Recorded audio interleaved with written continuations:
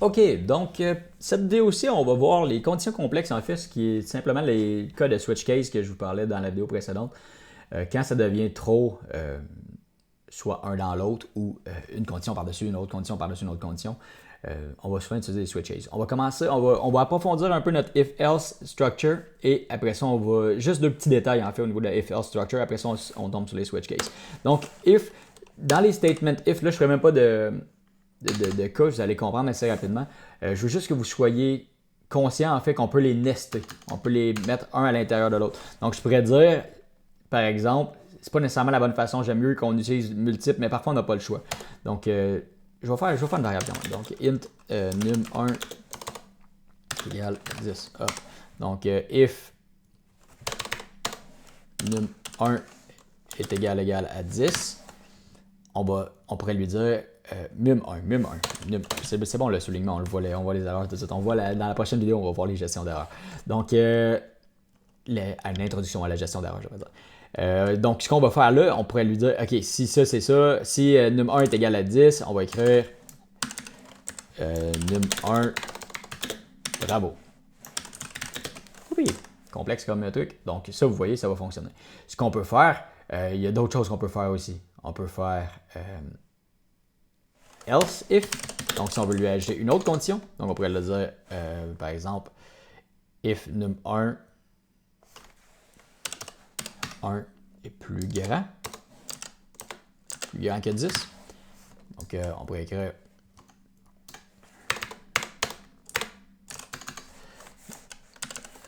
num1 est plus grand que 10.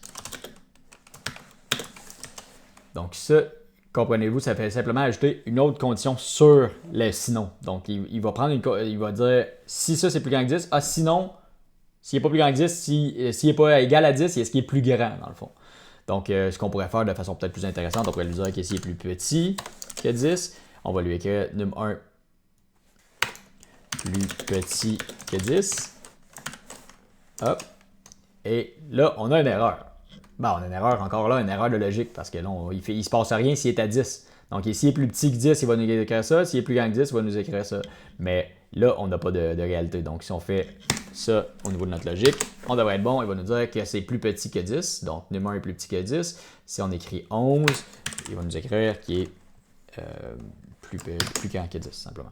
Donc, c'est une petite erreur de logique. On pourrait dire plus petit ou égal. Et là, après ça, pour avoir une autre erreur de logique, on pourrait lui dire plus petit ou égal. Mais théoriquement, il ne devrait pas se rendre parce que la première condition est déjà mise. Donc, il n'ira pas dans le else.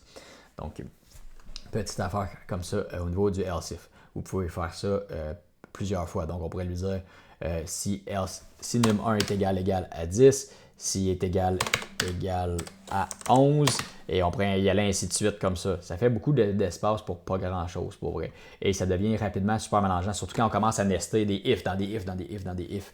Ça devient parfois un peu mélangeant. Donc, pour éviter ce genre de structure-là, ce qu'on peut faire, on peut se mettre une autre variable. Je vais essayer de vous mettre ça un peu plus obvious que ça.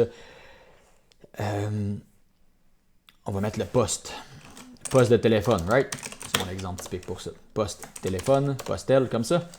INT postel 10, 109, c'est bon, c'est une erreur, un typing mistake. INT postel, si tu me veux, toi. Ouais, ça va. J'ai pas mis de signe égal, my god. J'étais tellement troublé par le soulignement rouge, désolé. Donc, comment est-ce qu'on va faire ça? On va utiliser des switch cases. Donc, si on veut, par exemple, vous voyez un truc téléphonique, vous appelez Alucat, OK, bonjour, composez le poste de telle personne, composez le poste que vous connaissez. C'est tout simple, on va faire un switch case comme ça. Switch, hop.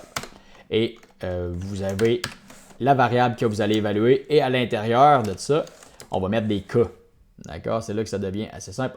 On va simplement mettre la variable qu'on va évaluer. Donc, la variable qu'on va comparer à toutes les fois. Et la comparaison est simple. Hein? C'est vraiment si elle est égale au cas. Donc, vous ne pouvez pas faire les plus grands, plus petits. C'est pas comme ça que ça fonctionne. On va aller voir immédiatement si c'est égal au cas. Donc, les cas, comment est-ce qu'on les crée? On les écrit comme ça, case. On pourrait écrire 108, 2 points. Et là, à l'intérieur du case, on va écrire SCW, hop. Vous avez bien rejoint Bob. Et après ça, on finit notre case par un break comme ça. Hop. Donc ça, c'est un cas typique. Ce qu'on va faire, c'est qu'on va copier-coller parce qu'on est paresseux. Puis parce que c'est la même chose. Mettons qu'on en fait 4. 109. 110. 1010. Non, 110. Et 111. Donc Bob, Bobby, Bobu, Bobo. Bobo. N'importe quoi. Donc, et après ça, là, on va faire, en fait, toutes les fois qu'on va évaluer, OK, est-ce que Postel est égal à 108? Non. OK, est-ce qu'il est égal à 109? Est-ce qu'il est égal à... Il va y aller, ainsi de suite, comme ça, jusqu'à la fin. Et on va ajouter un autre qui s'appelle un default aussi. Donc, default, et on va lui dire, ça veut dire, en fait, que l'entrée n'est pas valide, point. Donc, entrée invalide. Et on va faire break, comme ça.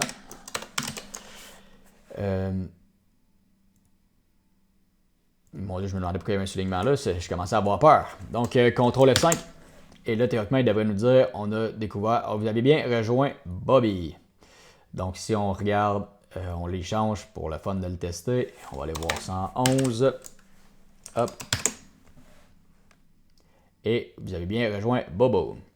Donc, vous voyez, ça, c'est assez simple au bout du compte. Vous pouvez ajouter beaucoup de lignes. Vous pouvez ajouter des lignes comme vous voulez ici. Il y a pas de, évidemment, il faut que vous écriviez du code, là, peut-être pas du gibberish ici. Mais vous pouvez écrire en masse. Il n'y a pas de problème. Vous pourriez mettre des conditions aussi à l'intérieur de ça. C'est pas un problème non plus. Mais ça permet d'être beaucoup plus lisible, beaucoup plus rapidement qu'avec des if dans des if et des else if. Ça prend beaucoup moins de lignes au bout du compte, surtout s'il y a du stock à l'intérieur.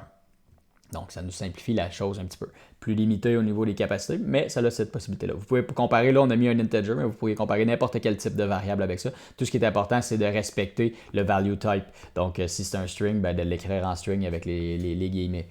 Donc, c'est souvent là qu'on va faire les erreurs. Donc, c'est ce qu'il y en a pour les switches. Je n'irai pas plus loin avec ça. C'est quelque chose qu'on n'utilise pas super souvent, mais quand on les utilise, souvent, ça l'éclaircit notre code quand même assez drastiquement. Donc, on va se voir dans la prochaine vidéo. On va s'introduire la gestion des erreurs. Donc, allons-y avec ça.